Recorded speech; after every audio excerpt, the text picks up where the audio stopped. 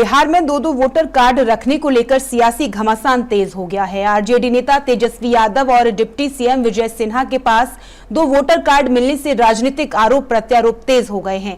इसी बीच बिहार के जल संसाधन मंत्री विजय कुमार चौधरी मंगलवार को महाराष्ट्र के सिडनी पहुंचे और यहां साईं बाबा की समाधि के दर्शन किए।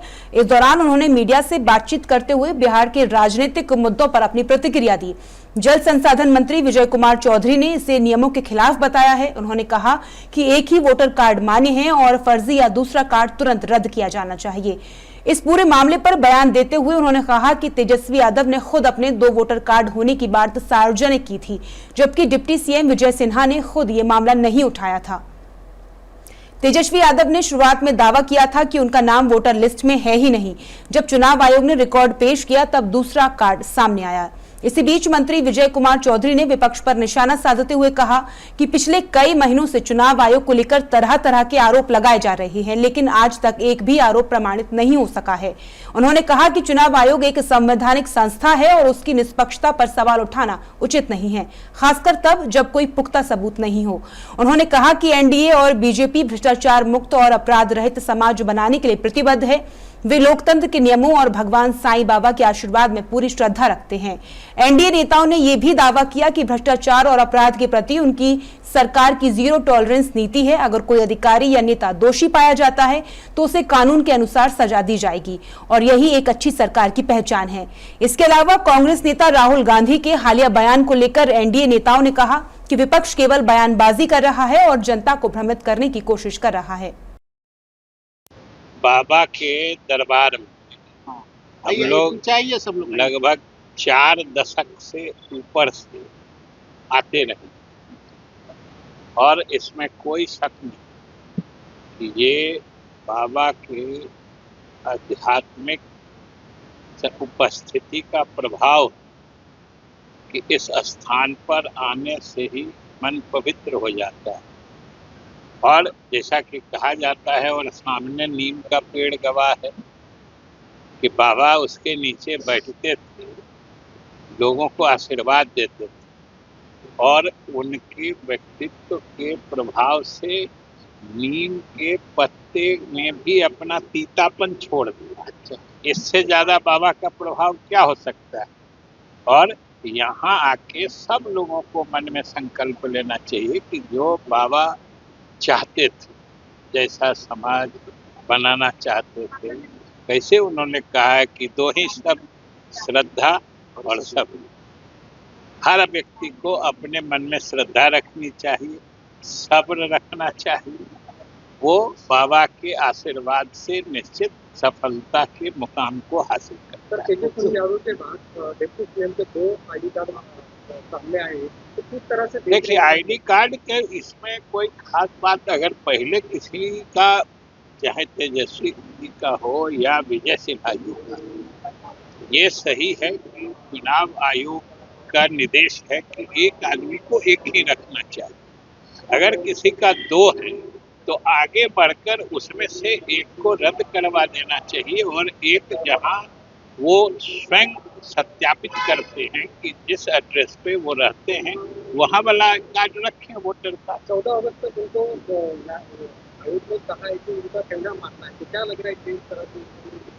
नहीं, उनको तो खैर इस मामले में तो ये उन पर निर्भर करता है कि वो इसके, बल्कि दोनों के मामले में फर्क है। अपने वोटर कार्ड का मामला तो तेजस्वी जी ने स्वयं उठाया था ना, विजय सिन्हा जी ने स्वयं नहीं उठाया, उन्होंने स्वयं उठाया है। और बल्कि वोटर कार्ड का मामला नहीं उठाया था, उन्होंने तो आरोप लगाया था कि मेरा नाम ही मतदाता सूची में नहीं है, वोटर लिस्ट। तब इलेक्शन कमीशन ने वो उनका वोटर कार्ड निकाल के दिया, प्रमाणित किया कि नहीं उनका नाम वोटर लिस्ट में है। तब उसको कंट्राडिक्ट करने के लिए उन्होंने दूसरा वोटर कार्ड निकाल दिया। उनका मामला तो इस रूप में बढ़ा था और यह आम बात है और नियमानुसार बात है कि किसी सही मतदाता को 2 कार्ड नहीं रखना चाहिए। उसमें भी जो जिम्मेदार पद पर बैठे उन लोगों के पास अगर 2 कार्ड है तो सही मायने में जो उनका वास्तविक निवास स्थान है वहां से जो बना हुआ कार्ड है रखे, दूसरे को सरेंडर कर दे, ये सीधी प्रक्रिया है। लेकिन विपक्ष को, जो हमारे विरोधी दल है, एनडीए के विरोधी दल, ये सावधानी बरतनी चाहिए कि अभी तक वो लगातार जो पिछले 4-5 महीने से चुनाव आयोग के खिलाफ आरोप दर आरोप लगा रहे, एक भी आरोप प्रमाणित नहीं हो पाए। और चुनाव आयोग एक संवैधानिक संस्था है, बिना किसी प्रमाण के उसके विश्वसनीयता पर प्रश्न चिन्ह लगाना ये कदापि उचित नहीं। सर,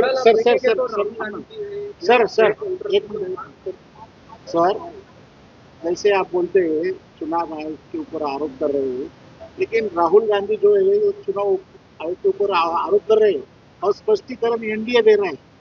नहीं, वो इसलिए दे रहा है कि राहुल गांधी जी ने जो एसआईआर मतलब मतदाता पुनरीक्षण बिहार में अभी चल रहा है, उन्होंने कहा कि मेरे पास एटम बम है। पूरा देश चाहता था, इलेक्शन कमीशन चाहता था, हम लोग भी चाहते थे कि एसआईआर जो बिहार में चुनाव हो रहा है उसके संबंध में उनके पास क्या एटम बम है वो छोड़ दें।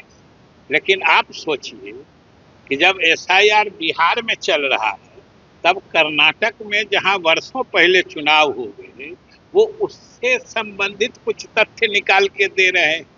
ये आप समझिए ये क्या बात है। और जिस समय वहां चुनाव हो रहे थे, उस समय भी चुनाव आयोग ने सारे राजनीतिक दलों को भरपूर मौका दिया था, आज भी दे रहा है कि अगर मान लीजिए कि चुनाव आयोग तो कभी नहीं कहता है कि हम एकदम फुल प्रूफ बना दिए।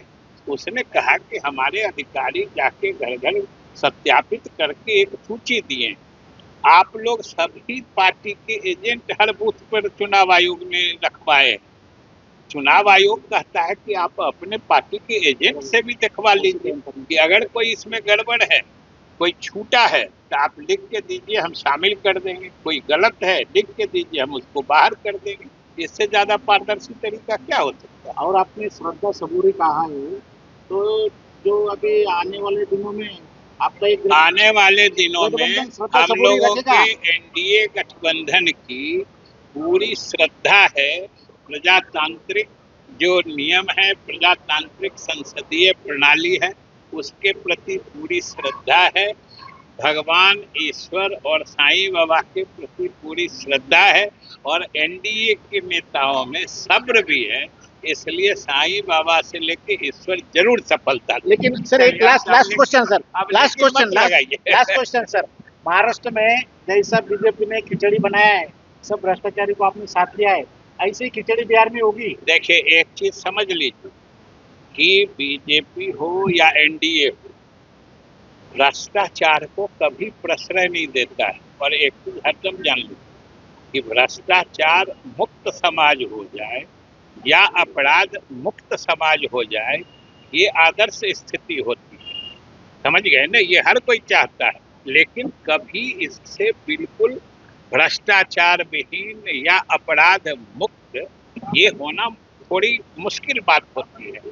सरकार की ईमानदारी इसी में होती है कि कोई भ्रष्टाचारी पकड़ा जाता है या कोई अपराधी पकड़ा जाता है तो उसको कानून के हिसाब से सजा मिलती है। और यही सुशासन, गुड गवर्नेंस, अच्छी सरकार का लक्षण है जो एनडीए दे रही है। महाराष्ट्र में हिंदी मराठी का जो मुद्दा है सर, अब महाराष्ट्र सुनिए ना सर